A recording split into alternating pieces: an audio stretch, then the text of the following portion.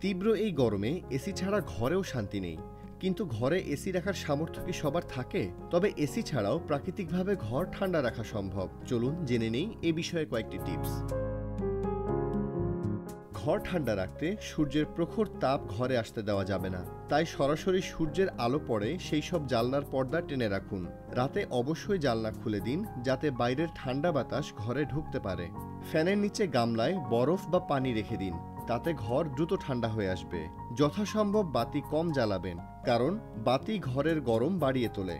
রান্না শেষে গ্যাসের চুলা বন্ধ করে রাখুন। প্রয়োজনে বা অপ্রয়োজনে গ্যাসের চুলা জ্বালিয়ে রাখা কোনো কাজের কথা নয়। এছাড়া শরীরের তাপমাত্রা দ্রুত বেড়ে গেলে, অচেতন হয়ে পড়লে, মাথা ঘোরা দেখা দিলে, তীব্র মাথা ব্যথা হলে কিংবা খিঁচুনি হলে আক্রান্ত ব্যক্তিকে অপেক্ষাকৃত ঠান্ডা বা শীতাতপ নিয়ন্ত্রিত ঘরে নিয়ে যান। রোগীর শরীর থেকে অপ্রয়োজনীয় কাপড় খুলে ফেলুন। রোগীর শরীরে বাতাস করুন। কাপড় ঠান্ডা পানিতে ভিজিয়ে গা মুছে দিন। শরীরের তাপমাত্রা কমাতে বগল, ঘাড়, পিঠ ও কুঁচকিতে আইস প্যাক ব্যবহার করতে পারেন। সর্বোপরি দ্রুত চিকিৎসকের শরণাপন্ন হন।